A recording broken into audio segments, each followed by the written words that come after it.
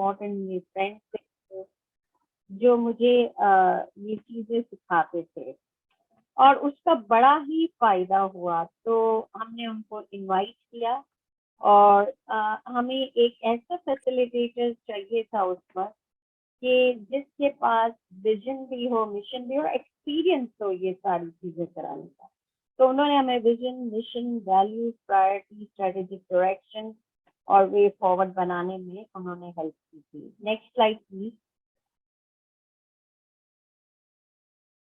अच्छा, अब देखिए ये जो चैलेंजेस थे ये 2016 के हैं, मगर बहुत हद तक आपको ये चैलेंजेस इस वक्त भी मिलेंगे कि across the board in Pakistan shortage of nurses और मिडवाइफ थी और वेल क्वालिफाइड प्रोफेशनल थी, और इसके साथ साथ वेकेंट थी, यानी बहुत जगह हमने देखा नर्सेज ग्रेजुएट हो रही थी मगर जॉब का इशू था। नेशनल वर्कफोर्स प्लान का फुकदान था। हमारे पास अभी तक भी नेशनल वर्कफोर्स जो है उसकी बहुत जरूरत है। गवर्नेंस इश्यू थे हर जगह पे। लोग तो एक दो इंस्टीट्यूशन को ब्लेम करते हैं या लोग वर्बलाइज करते हैं, वर्ड ब्लेम भी नहीं यूज करूंगी, बट गवर्नेंस के इशू हर जगह थे, चाहे स्कूल ऑफ नर्सिंग में देखें, स्कूल ऑफ मिडवाइफरी में देखें, हॉस्पिटल साइट पे देखें। तो सबसे हमें दुख और तकलीफ ये होती थी, इवन मैं एज अ प्रेसिडेंट जाती थी तो इवन एक वर्कशॉप होती थी, मुझे जो नर्सेज बताती थी या कंटिन्यूइंग एजुकेशन होती थी, तो उनको डॉक्टर से परमिशन लेनी पड़ती थी, चाहे वो एमएस होते थे या वार्ड यूनिट के। बहुत कम डॉक्टर्स ऐसे थे जो बहुत सपोर्टिव थे। तो यूजुअली मतलब इतनी छोटी छोटी चीजों के लिए बजट और ये चीजें तो नर्सिंग के हाथ में न थी। आई डोंट नो, हो सकता है कि अब पाकिस्तान में कुछ जगहों पे हो, बट यूजुअली ये बहुत इम्पोर्टेंट चीजें थी। तो मैंने किया था क्या 1 2 3 4 5 हाँ ना, लेकिन उसका भी तो हो रहा था इसका उसका 17 लगाया तो हो रहा था। लुबना मेरे ख्याल में माइक जरा रिक्वेस्ट कर लें सबसे। Please put off your mics, Misbah.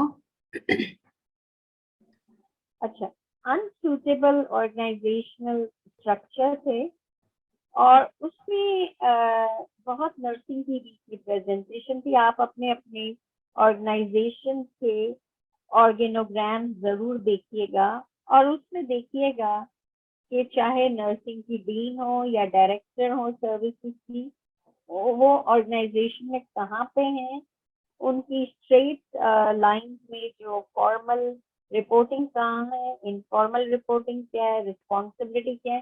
These are all good things, क्योंकि आप सब यंग जनरेशन हैं और आप ही लीडर्स हैं और लीडर्स बनने जा रहे हैं, तो ये बहुत इम्पोर्टेंट है। Working environment they very poor, इसमें recognition, respect, motivation, career structure, lack of resources, safety security issue, supervision और गाइडेंस न होने के बराबर है और फिजिशियन डोमिनेंस है। तो ये सारी चीजें चैलेंजेस थे। Next slide please.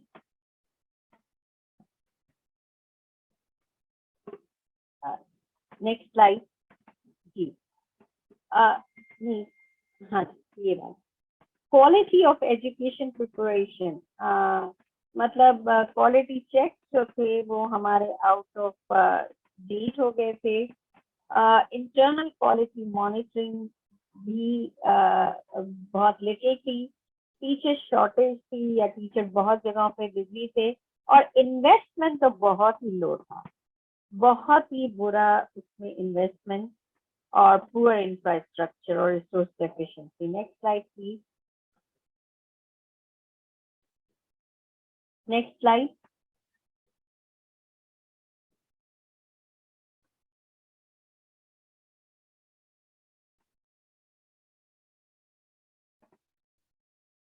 Ji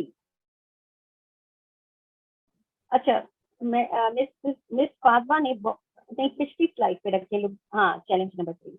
miss Fatima ने बहुत ज्यादा ग्रुप वर्क करवाया था और उन्होंने लेजिस्लेशन, हम 2-2.5 दिन की वर्कशॉप थी, तो उसमें हमने जो एक्ट है पाकिस्तान नर्सिंग काउंसिल का, वो सब ग्रुप ने स्टडी किया था। और जो प्रोफेशनल ऑर्गेनाइजेशन है वो वीक है, और हमारे पास एक्सपर्ट प्रोफेशनल ऑर्गेनाइजेशन की बहुत कमी है। और प्लीज आप इसको बैक पे ही रखिएगा, हाँ यहीं पे। और इंफॉर्मेशन सिस्टम के काफी इश्यू हैं, और पॉलिसी डेवलपमेंट जो है वो काफी वीक नजर आई। Next slide please. Lubna next slide कर देंगे आप? जी डॉक्टर रफत, एक्चुअली ये हैंग हो जाता है इसलिए थोड़ा इशू हो रहा है। I am with you. Okay okay, ठीक है। तो जब ग्रुप में, और हमने एक छोटा सा सर्वे किया और ग्रुप वर्क भी किए, तो ये चैलेंजेस आए। ये जो चैलेंजेस आ रहे थे, जो क्लासरूम या क्लिनिकल टीचिंग थी, एजुकेशनल स्टैंडर्ड्स नहीं थे, और टीचर्स अगर कुछ क्वालिफाइड भी थे तो they did not have right experience. अगर आप डिग्री थी ऐसा नहीं था, और मिस फाजवा ने ये बहुत क्लियरली कहा था कि डिग्री के साथ साथ एक्सपीरियंस होना बहुत जरूरी है। तो ये 2016 में ये आया था। Next slide please. और सॉरी, मैं पीछे ये बताने भूल गई कि बहुत सारी पोजीशंस पे डॉक्टर्स हैं, और अभी भी आप बैचलर प्रोग्राम को देखेंगे, अगर डायरेक्टर हैं तो वो रिपोर्ट डॉक्टर को कर रहे हैं, या वो डायरेक्टली डॉक्टर्स हैं। और क्लिनिकल टीचिंग में जो था, वो उनके पास बहुत सारे स्कूल्स बनते चले जा रहे थे और अभी भी हैं, उनके पास प्रॉपर क्लिनिकल फैसिलिटीज नहीं है, क्लिनिकल टीचिंग सुपरविजन की एब्सेंस है, और फैकल्टी एब्सेंस है कंप्लीटली क्लिनिकल सेटिंग से, और फैकल्टी प्रैक्टिस नहीं है, और उसमें लैक ऑफ रिसोर्सेज है। एंड मैं ये चीज क्लियर कर लूं कि without clinical teaching and without clinical presence, without doing rolling of your sleeves and getting hands-on experience, nursing and midwifery is incomplete.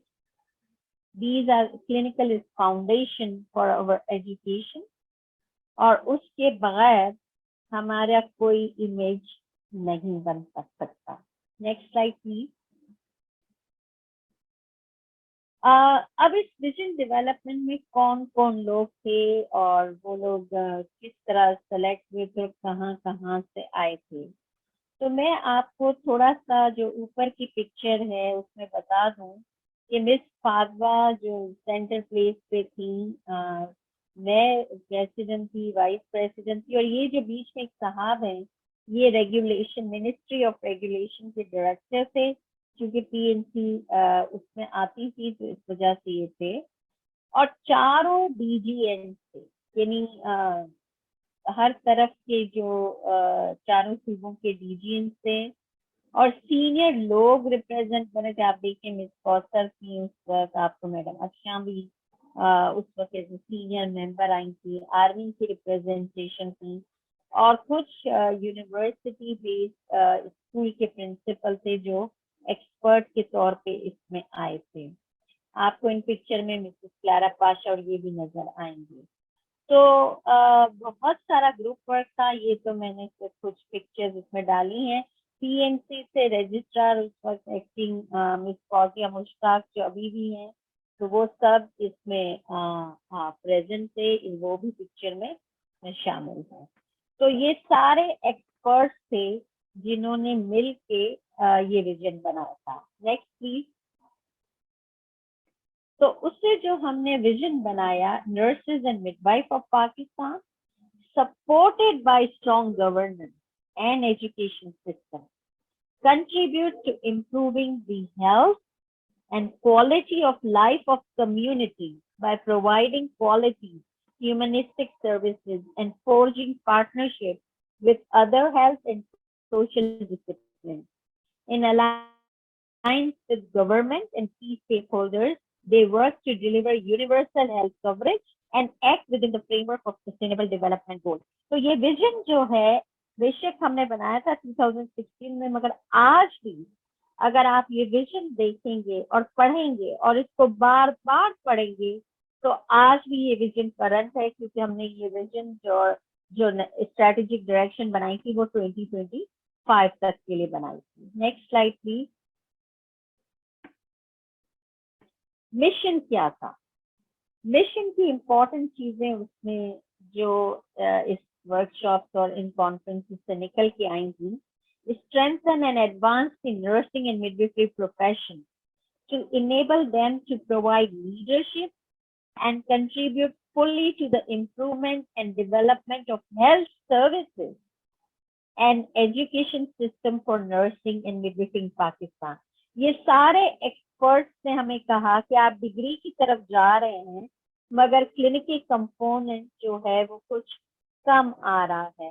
तो ये मिशन में इसको बहुत ज्यादा ख्याल रखा गया था हेल्थ सर्विसेज का, कि चाहे वो कहीं भी हो, प्राइमरी, सेकेंडरी, टर्शरी, यानी कम्युनिटी में, हॉस्पिटल्स में, कहीं भी हो।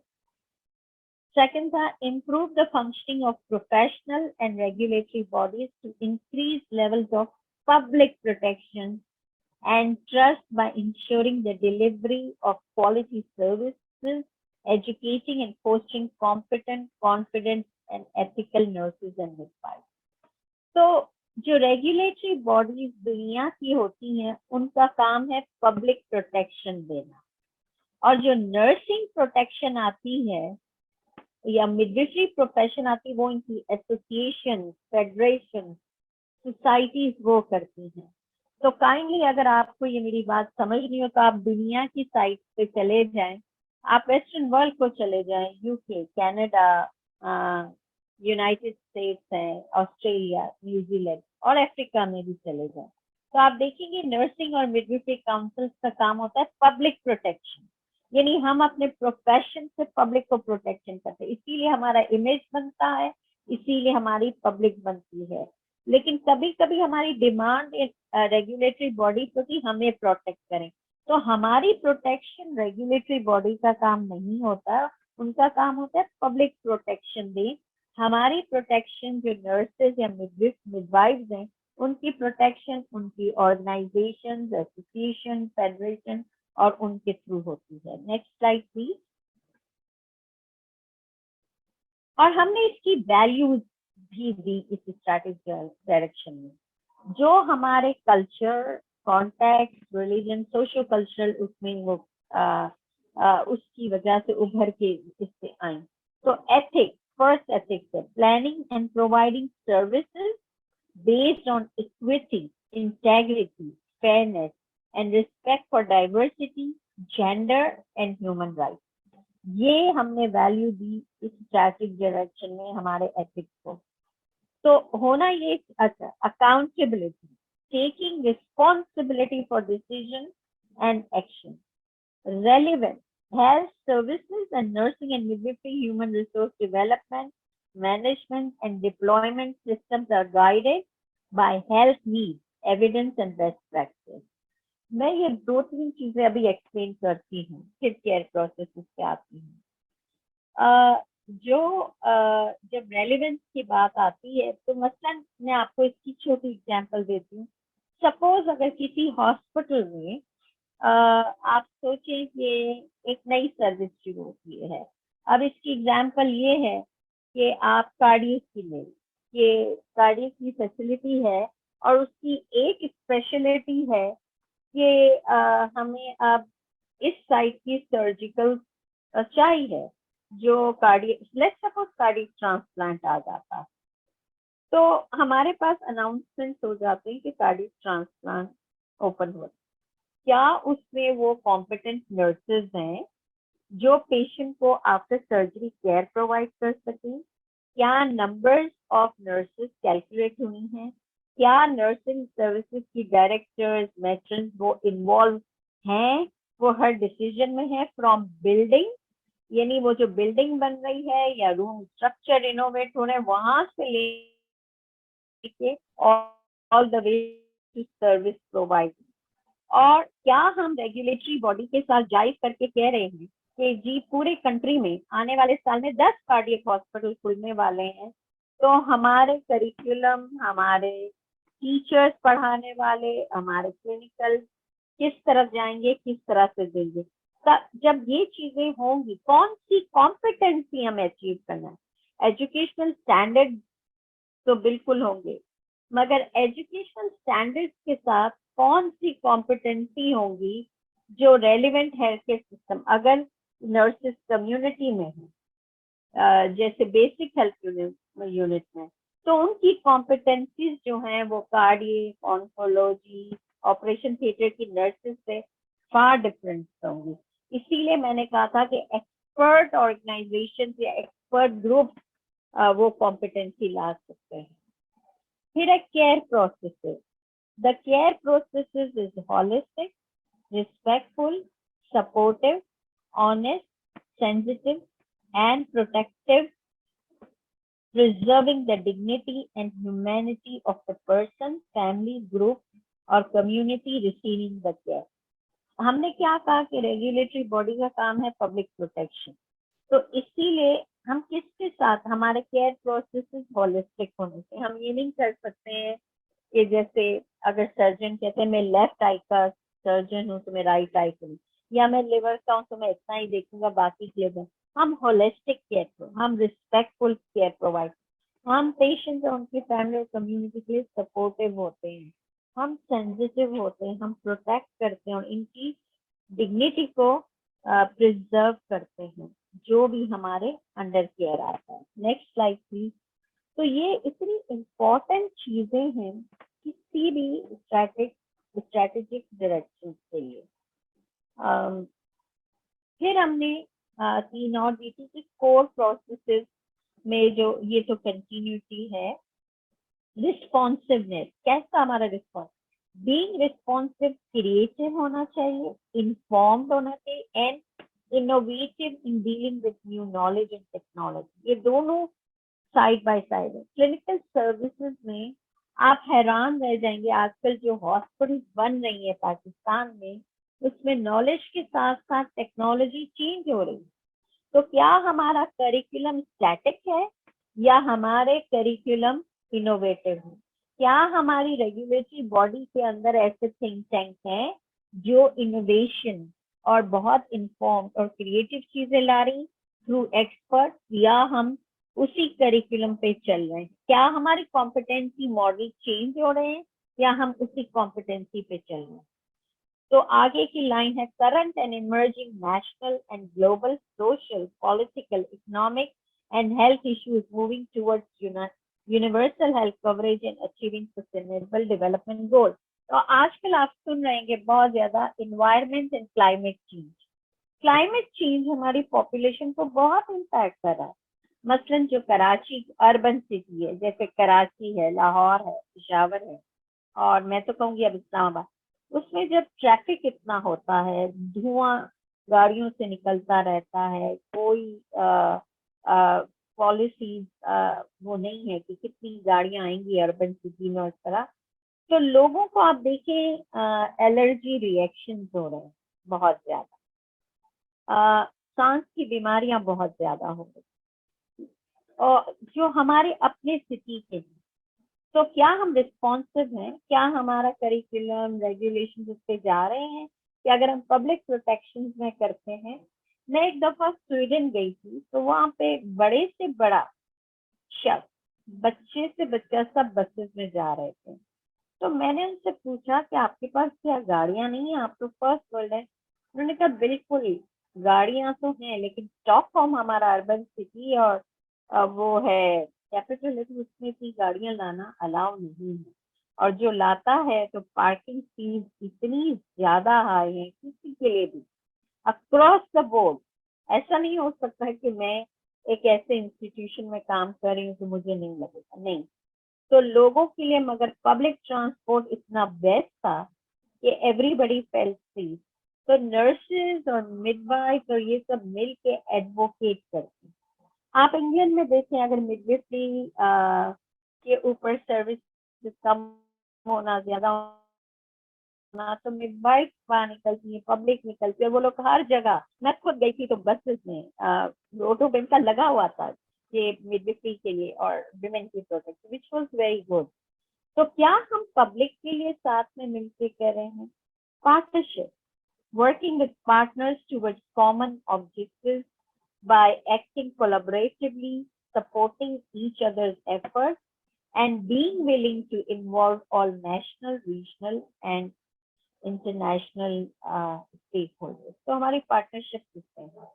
अभी तो अगर जो मेरा एक्सपीरियंस रह रहा है, अगर एक हॉस्पिटल दूसरे हॉस्पिटल से या एक स्कूल दूसरे स्कूल से करते हैं तो कुछ जगह तो पार्टनरशिप इजी हो जाती है, मगर कुछ जगह पार्टनरशिप के इश्यूज होते हैं। पार्टनरशिप जरूरी नहीं है कि हम वो करें, इवन कंटिन्यूइंग एजुकेशन के थ्रू हो सकती है।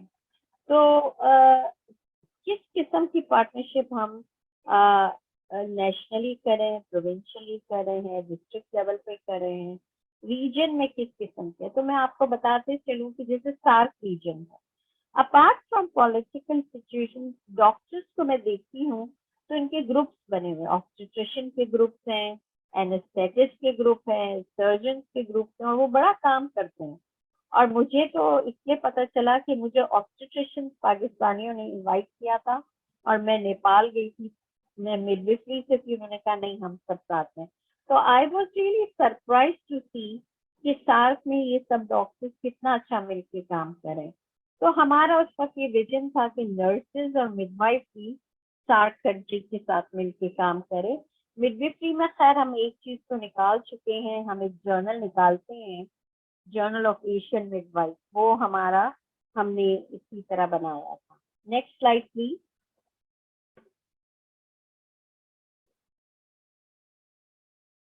अब प्रायोरिटीज क्या थी? तो जो ग्रुप ने दी थी, किसी वन पर्सन ने नहीं दी थी, ये मिस पादवा ने ग्रुप से चीजें निकाली थी। तो वहां पे आया review and update current nursing and midwifery legislation, strengthen governance and accountability functions and structures in nursing and midwifery in the regulatory and professional bodies as well as at the national, provincial and institutional level. मैंने इसको बहुत explain कर दिया। Transform education with respect to governance, organizational structure, curriculum relevance and modes of program delivery. तो modes तो आप सबको बताने की जरूरत नहीं, कोविड में कंप्लीट ऑनलाइन हो गया। क्लिनिकल टीचिंग, वो क्लिनिकल साइड पे हो सकती है, हमें हर वक्त क्लासरूम में बैठने की जरूरत नहीं। आपने देखा ना डॉक्टर्स किस तरह टीचिंग करते हैं, वो हार्डली क्लासरूम में, वो पेशेंट के बेड साइड पे या क्लिनिकल में कहीं। आज तक हमने कितनी नर्सेज और नर्स टीचर को, फैकल्टी को देखा है कि हम भी इस तरह टीचिंग करें। Implement a robust nursing and midwifery information system. Now, Pakistan Nursing Council की जब मैं प्रेसिडेंट बनी तो ऑलरेडी ऑनलाइन वो कार्ड्स तो बनते थे, इंटरनल सिस्टम ऑनलाइन तो, मगर एक्सटर्नल नहीं था। तो मैंने 2 साल में बड़ी मेहनत की, क्योंकि सेनेटर्स ने मुझे और मैडम फौजिया और मैडम सुरैया थी मेरे साथ, और हम सेनेट के सामने एक तरह से आंसर कर रहे थे, और मैं बहुत नई प्रेसिडेंट बनी थी। और सेनेट का मुझसे एक ही क्वेश्चन था कि जी हमारे हल्के के लोग, अब आप देखिए पब्लिक प्रोटेक्शन कहाँ से आती है, तो वहां से सीखे। सेनेट से कहा, सेनेटर्स ने हमसे कहा कि जी हमारे वोटर्स, हमारे अपने लोग जो नर्सेज और जो मिडवाइफ है, नॉट एवरीबॉडी, वो हमारे पास आती है, आप रजिस्ट्रेशन कार्ड क्यों नहीं दे रहे, आपको क्या इश्यू है, आपने क्यों इतना बैकलॉग रखा? तो कोई 1.5-2 घंटे तक मैं आंसर करती गई उनको सेटिस्फाई, और हमने उसको प्रॉमिस किया। तो उसके बाद एटलीस्ट 2-2.5 साल तक जब तक मैं उधर थी, और इंशाल्लाह अभी भी मैंने सुना है और कुछ पिक्चर्स देखी, हमने पूरा ऑनलाइन कर दिया था। और मुझे जो इवैल्यूएशन लेना था, जब मैं सिंध के इंटीरियर गांव में गई तो एक फैकल्टी मुझे मेरे साथ अकम्पनी की, उसने मुझे कहा मैडम मैंने घर से बैठ के अपने कंप्यूटर से कार्ड के लिए रिक्वेजिशन फिल की और मेरे हाथ में कार्ड आ गए। तो ये क्यों कार्ड का होना बहुत जरूरी है? बिकॉज हम पब्लिक प्रोटेक्शन करें। अगर हमारे पास टाइमली या एक्सपायर लाइसेंस से नहीं रिन्यू होगा तो फिर अगर खुदा ना खास्ता कुछ मैसअप होता है तो फिर उसमें प्रोटेक्शन खत्म हो जाती है हमारी, क्योंकि लाइसेंस जो है वो एक्सपायर होता है। Next slide please.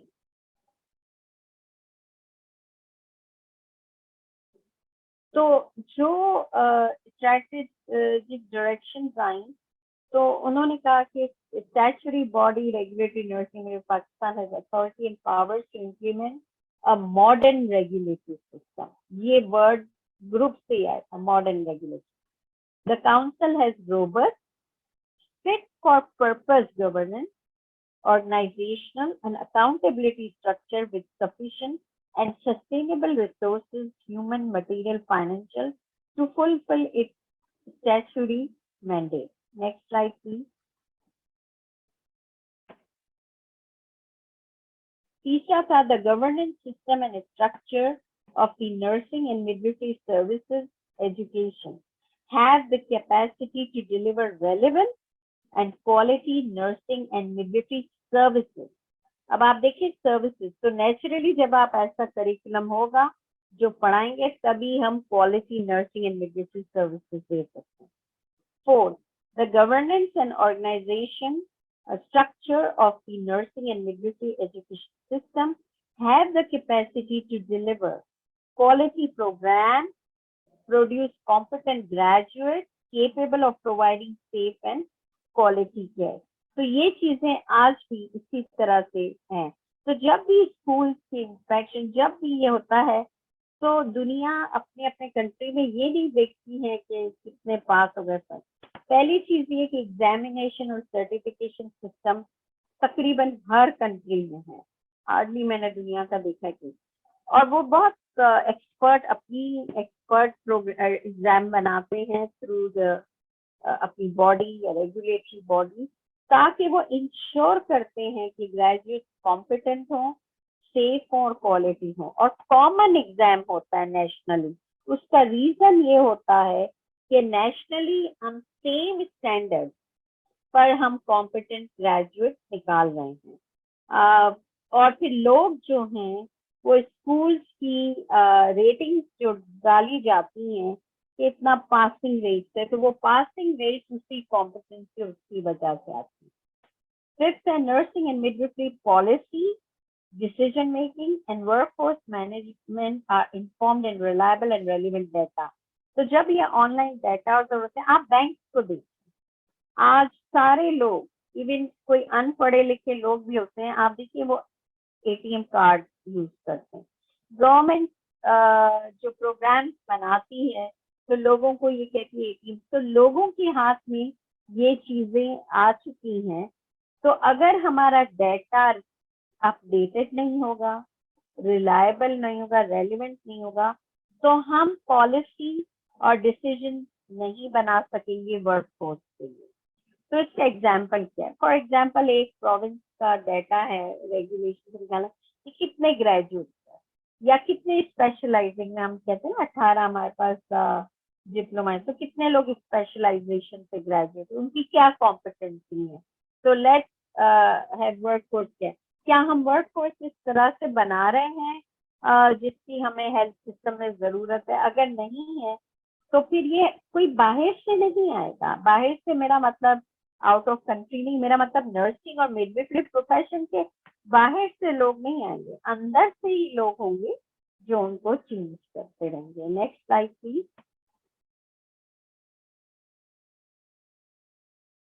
तो ये विजन बना था, ये ऑनलाइन रजिस्ट्रेशन बनी थी, और एक चीज बहुत इम्पोर्टेंट है जो आज भी है, aligning academic policy with HEC, क्योंकि आज भी हमारे बहुत सारे नर्सेज इक्विवेलेंसी की वजह से बहुत परेशान है। हालांकि HEC का करिकुलम, लेकिन HEC को कुछ चीजें नहीं समझ में अगर आती हैं, जैसे पोस्ट RN बैचलर्स प्रोग्राम या सीक्वेंसिंग वो कह रहे हैं, तो हम सबका काम, हमें मिलके एडवोकेसी करनी है, उनको समझाना।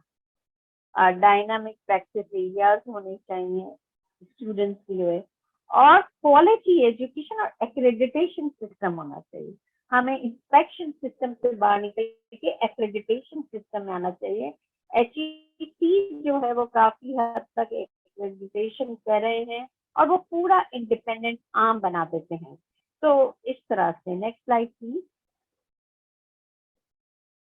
अच्छा, वे फॉरवर्ड से आप पिछली स्लाइड पे चले जाएंगे, मैं कुछ बात डिस्कस करना चाहती हूँ। इससे भी पिछली स्लाइड पे चले जाइएगा, इससे भी पिछली स्लाइड, हाँ ये स्लाइड नहीं, प्रायोरिटीज पे जरा आ जाए जी, यहीं पे रहिएगा। देखिए, लोगों ने क्यों कहा था कि एक्ट की हमें रिफॉर्म करने की जरूरत है। ये सारे ग्रुप एक्सपर्ट थे, उन्होंने रिव्यू किया। तो हमारा जो करंट एक्ट है, अगर आप वेबसाइट पे जाएंगे तो 1973 का है। तो चंद चीजें उसकी बहुत इम्पोर्टेंट हैं, और उसकी ये इम्पोर्टेंट चीजें ये हैं कि एक तो ये कि 1973 में कोई भी यूनिवर्सिटी नहीं, तो हमारे एक्ट में अगर आप देखें तो यूनिवर्सिटीज थी ही नहीं। तो उसका इम्पैक्ट क्या आता है कि मेंबरशिप्स हैं या पर्पसेस हैं या गोल्स हैं, वो अभी तक हम 1973 पे हैं। तो इतनी चेंजेस आ गई, आज हम 2022 में हैं, तो वो नजर नहीं आ।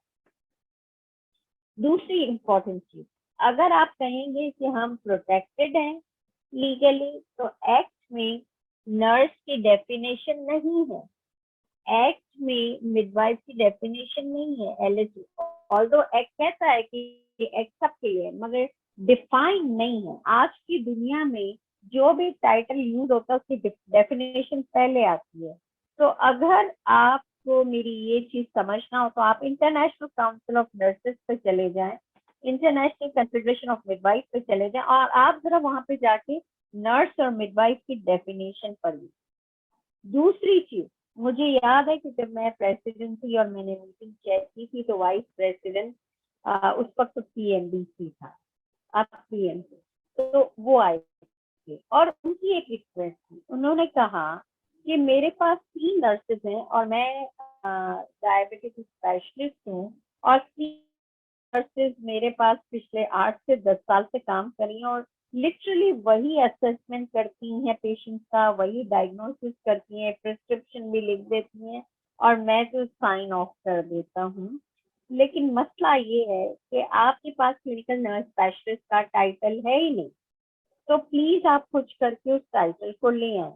अब उस पर जो बोर्ड में लोग बैठे थे, उन्होंने उनको, डॉक्टर साहब को ये चीज समझाया कि हमारे पास 18 और 19 स्पेशलाइजेशन प्रोग्राम है। तो डॉक्टर साहब का सवाल नहीं था, उनका था टाइटल।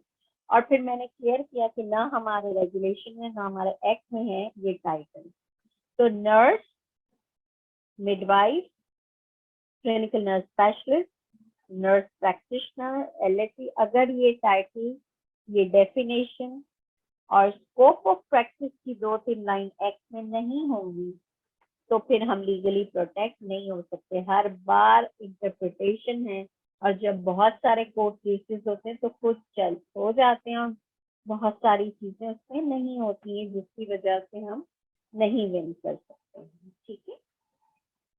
दूसरी चीज, एक्ट में पर्पस और गोल्स क्लियर नहीं है। तो जैसे हमने कहा पब्लिक प्रोटेक्शन होता है, तो वो पर्पस और गोल्स नहीं होते हैं। मेंबरशिप, बहुत बड़ी मेंबरशिप की प्रॉब्लम करती है, बहुत छोटी मेंबरशिप, और रेलिवेंट मेंबरशिप, अगर एजुकेशन और सर्विसेज है तो उनका होना बहुत जरूरी होता है। और सिविल सोसाइटी का इनमें होना बहुत जरूरी होता है, क्योंकि वो पेशेंट पॉपुलेशन को रिप्रेजेंट करते हैं। तो जब तक हमारी पॉपुलेशन से कोई नहीं होता है काउंसिल में, तो ऑर्गेनाइजेशन और ये मुश्किल हो जाता है। और काउंसिल के पावर्स और एक्सपर्ट, जरूरी नहीं है हर नर्स फाइनेंस के एक्सपर्ट, तो वो फाइनेंस एक्सपर्ट है। जरूरी नहीं है हर नर्स या मिडवाइफ इंफॉर्मेशन के एक्सपर्ट। नर्स होती है, इंफॉर्मेटिक्स पढ़ती है, तभी तो वो एडवाइजर वो होल्ड करती है टॉपिक को। लेकिन हमें ऐसे आईटी एक्सपर्ट्स चाहिए होते हैं, ऐसे कंप्यूटर साइंस के लोग चाहिए होते हैं जिनकी नॉलेज इतनी कॉम्पिटेंस होती है, प्रॉब्लम्स होते हैं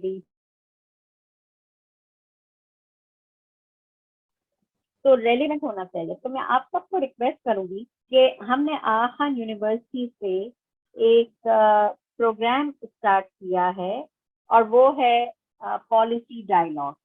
तो इस पॉलिसी डायलॉग में जो फर्स्ट हमने पॉलिसी डायलॉग किया है, उस पॉलिसी डायलॉग में हमारे अपने एक एलमनाई थे, वाइफ अफगान नर्स हैं और वाइफ इस वक्त Afghan nurses and midwifery council के प्रेसिडेंट हैं और उन्होंने प्रेजेंटेशन दी थी और हम उसकी रिकॉर्डिंग को अपलोड करने वाले हैं। ये रिकॉर्डिंग आप जरूर देखिएगा, उनका प्रेजेंटेशन डाल देंगे, अगर रिकॉर्डिंग में कुछ इशू होंगे हम प्रेजेंटेशन डाल देंगे। आप देखिए कि अफगान काउंसिल बहुत रिसेंटली बनी है, लेकिन मॉडर्न बिल्कुल मॉडर्न तरीकों से बनी है। इसी तरह मिस फातवा ने हमें दुनिया के बहुत सारे ममालिक, जिसमें मैं मगरबी ममालिक नहीं थे, अफ्रीका से, उन्होंने हमें इथियोपिया जैसे कंट्री के एक्ट बताए थे और सारा ग्रुप काफी सरप्राइज था कि इवन अफ्रीका जैसे कंट्री के जो एक्ट हैं वो इतनी मॉडर्न है और इतने चेंज हैं। तो आप ऑडियंस से मेरी ये रिक्वेस्ट होगी कि हम ये वाइस का प्रेजेंटेशन और डाल देंगे, बल्कि मैं मिस लुबना को भी भेज दूंगी ताकि वो भी जो मिस लुबना का भी कंटिन्यूशन रखेंगी डाल दें। आप देखें अफगान अभी रिसेंटली बना है, तब भी इनकी एक्ट कितना मॉडर्न किस्म का है और काउंसिल के बेसिस है। दूसरी चीज, हमारा सेकंड पॉलिसी डायलॉग, और आप में से कुछ लोगों ने अटेंड भी किया हो, डॉक्टर मैड्रीन शोबर का था। डॉक्टर मैड्रीन शोबर हमारे मास्टर्स प्रोग्राम की आसान में डायरेक्टर रही हैं। तो उन्होंने पॉलिसी फॉर नर्सिंग प्रिस्क्रिप्शन पे बात की और डॉक्टर शोबर ने बार बार एक्ट की बात की, लेजिस्लेशन की बात की, बार लीगल प्रोटेक्शन की बात की। तो उन्होंने कहा जब तक कंट्री में लीगल प्रोटेक्शन नहीं होंगे तो बहुत मुश्किल होती है। तो उन्होंने अपनी केस स्टडी बताई अमेरिका के, वहां पे उन्होंने लंबा स्ट्रगल किया लेजिस्लेशन बनाने में और आज उनके पास प्रिस्क्रिप्शन की अलग लेजिस्लेशन है, प्रैक्टिशनर के हैं, क्लिनिकल नर्स स्पेशलिस्ट के हैं। और अगर आप अमेरिका का मॉडल देखेंगे तो इस वक्त इन्होंने कंसेंसस बिल्डिंग मॉडल दिया है। 4 लोग हैं उसमें, एक नर्स एनेस्थेटिस्ट है, एक नर्स मिडवाइफ है, तीसरी उसमें नर्स क्लिनिकल स्पेशलिस्ट है और चौथी नर्स प्रैक्टिशनर है। और वो चारों नर्स प्रैक्टिशनर की जुमरे में आती हैं। तो उन्होंने भी बार लेजिस्लेशन की बात की, उनका भी हम रिकॉर्डेड प्रेजेंटेशन अपनी साइट पे डालने वाले हैं, तो प्लीज आप डालिएगा। इसके अलावा मैं आप सबसे रिक्वेस्ट करूंगी, देखिए किसी एक की रिस्पॉन्सिबिलिटी नहीं है। जब हम एक पर्सन पे डाल देते हैं, वो पर्सन फिर स्ट्रगल कर करके थक के और वो एक साइड पे हो जाते हैं। मैं कहती हूँ ये हम सबकी रिस्पॉन्सिबिलिटी है, ये जॉइंट रिस्पॉन्सिबिलिटी, ये जॉइंट अकाउंटेबिलिटी है और हमें उससे मुंह नहीं लेना चाहिए। कि मुझे अक्सर लोग कहते थे हम आपका बड़ा अप्रिशिएट करते हैं, हम आपको सपोर्ट करते हैं, बस हम आपको दुआएं देते रहते हैं। और मैं सबको कहती थी ये जॉइंटली सपोर्ट होता है, तो उससे क्या मतलब है? तो ये जॉइंटली होता है, तो आपकी अकाउंटेबिलिटी है कि आप ICN पे जाके पढ़े कि ICN international council of nurses ने क्या गाइडलाइन दी है किसी भी कंट्री की रेगुलेटरी बॉडी का एक्ट किन चीजों पे होना चाहिए। आप दुनिया के एक्ट पढ़े, आप UK का पढ़े, इथियोपिया अफ्रीका का पढ़े, अफगानिस्तान का पढ़े, ये बहुत इम्पोर्टेंट है। जब तक हम नॉलेजेबल नहीं होंगे हम गलत फहमियों में रहेंगे और गलत फहमियां जो हैं वो कॉन्फ्लिक्ट को जन्म देती हैं और कॉन्फ्लिक्ट जब जन्म लेते हैं हम बहुत पीछे चले जाते हैं क्योंकि हम अपना मकसद लूज कर देते हैं और नेवर एंडिंग कॉन्फ्लिक्ट में रहते हैं। तो मेरी आप सबसे रिक्वेस्ट है, मेरा ये मैसेज है, हमें जॉइंटली करना चाहिए। तीसरी चीज, अगर हम इमेज और उस पर बात करते हैं, आप उसी प्रायोरिटी स्लाइड पे रहिएगा प्लीज। अगर हम इस पे बात करते हैं, 12 बज गए, मैं बस थोड़ी देर 5 मिनट में खत्म करती हूँ कि जब हम जॉइंटली आए तो जिस तरह हम अपने राइट्स के लिए आते हैं अक्सर, तो कभी हम पेशेंट के राइट्स के लिए आए, पेशेंट की एडवोकेसी किया, पॉपुलेशन की एडवोकेसी किया। मेरी आप ये बात मान लीजिए कि अगर आप पब्लिक पॉपुलेशन की मदद के लिए बाहर आएंगे तो वो आपकी तरफ होंगे, और आप मेरा यकीन कीजिए आपको वो रिस्पेक्ट और इमेज आपका बुलंद होगा कि आपको कभी भी कहने की जरूरत नहीं। मेरी लास्ट रिक्वेस्ट है, प्लीज प्लीज प्लीज क्लिनिकल को डिवोर्स मत दीजिए, डिग्रीज बहुत अच्छी, क्लिनिकल को मत दीजिए। मैं किसी और की नहीं, मैं अपनी एग्जांपल शेयर करती हूँ। जैसे ही कोविड का अनाउंसमेंट आया, मैं अपने 1-2 टीम मेंबर्स के साथ मैं क्लिनिकल पे चली गई, मैं क्लिनिकल साइट पे गई, और उसके बाद मैं माउंटेन रीजन में फील्ड हॉस्पिटल में गई। तो क्लिनिकल को हम डिवोर्स नहीं कर सकते। हमारा फ्यूचर है ये, हमारा फ्यूचर यही है, हम मिलजुल के काम करें। और हमारा फ्यूचर है कि अगर हमारे ऑर्गेनाइजेशन में, हॉस्पिटल में अच्छे मैट्रन्स और डायरेक्टर्स हैं, हमारे प्रोविंशियल लेवल पे हैं, तो काइंडली उनको ज्वाइन करें, उनको समझें। और हम कॉन्फ्लिक्ट में अब नहीं जी सकते हैं, और हम पॉपुलेशन को प्रोटेक्ट करने की बात करें। हम जहाँ भी बैठे हम कहें पेशेंट्स के लिए रिसोर्सेस का है, और इतने रिसोर्सेज हैं, मैंने अपनी आंखों से देखा, मैंने कानों से सुना, और लेकिन अनफॉर्चुनेटली वो रिसोर्सेज राइट लोगों को नहीं पहुंचते। मैं वंस अगेन आप सबका बहुत शुक्रिया अदा करती हूँ। रमजान का महीना है, आप सुबह सोने का टाइम होता है क्योंकि फिर लोग काम करते हैं, तरावी भी हो रही है इस वक्त, और बहुत इम्पोर्टेंट डेज हैं। और मैं मैडम लुबना का मैं बहुत बहुत तहे दिल से शुक्रिया अदा करती हूँ कि आपने मुझे आज मौका दिया। मैं लास्ट चीज बोलती जाऊँ, प्लीज इन्वेस्ट करें, और अब एडवोकेसी करें नर्सिंग को इन्वेस्ट करने में। आज सब, मैं आगा खान यूनिवर्सिटी से हूँ, and I am proud to say कि मैं आगा खान यूनिवर्सिटी की एलमनाई हूँ, फर्स्ट बैच की ग्रेजुएट हूँ, और मैं आगा खान यूनिवर्सिटी की फैकल्टी हूँ। लेकिन truly, sincerely, Aga Khan university और इसके अलावा अब मुझे नजर आ रहा है बहुत कम यूनिवर्सिटी, मगर जितना कंटिन्यूसली आगा खान यूनिवर्सिटी ने इन्वेस्ट किया है नर्सिंग में, फिर चाहे वो फाइनेंशियल असिस्टेंट को पढ़ाने के लिए, बाहर भेज के पढ़ाने के लिए, और सिर्फ स्कूल पे नहीं, वो हॉस्पिटल की नर्सेस पे भी इतना ही डाल रहे हैं, वो उनको भी कंटिन्यूस एजुकेशन। और बाहर से आप देखें, हम एक CPR में भी American nurses, American heart association का देखते हैं, तो इन्वेस्टमेंट है, ये इन्वेस्टमेंट है। डिग्री प्रोग्राम लाने में बैचलर्स, मास्टर्स, PhD यूनिवर्सिटी ने बहुत इन्वेस्ट किया। आप में से बहुत सारे लोग एलमनाई हैं आखिर, तो आप अपनी यूनिवर्सिटी में एडवोकेट करें कि जिस तरह ये यूनिवर्सिटी ने और जिस तरह आप इतने अच्छे एलमनाई बन के निकले हैं, इन्वेस्ट करें। और नर्सिंग नाउ का भी सेकंड स्लोगन है, इन्वेस्ट इन नर्सिंग। जब तक इन्वेस्टमेंट नहीं होगी, क्वालिटी और कॉम्पिटेंसी नहीं आएगी, और उसको लाने के लिए हमें पेशेंट के पास जाना पड़ेगा बैक साइड। तो आप में से जो आज असिस्टेंट प्रोफेसर हैं, एसोसिएट प्रोफेसर हैं, इंस्ट्रक्टर्स हैं, लेक्चरर हैं, आप आज अपने दिल से वादा करें, रमजान का मुबारक महीना, कि अगर आप क्लासरूम टीचिंग करते हैं, अगर आप जाते हैं, तो सुभान अल्लाह, सुभान अल्लाह। और अगर आप नहीं जा रहे हैं, तो मेरी गुजारिश है कि जरूर जाइए, अपने स्लीव रोल ऑन कीजिए, और अपने स्टूडेंट्स के साथ काम में लगिए। तो इंशाल्लाह हमारी नर्सिंग और मिडवाइफ किसी को कहने की जरूरत नहीं है।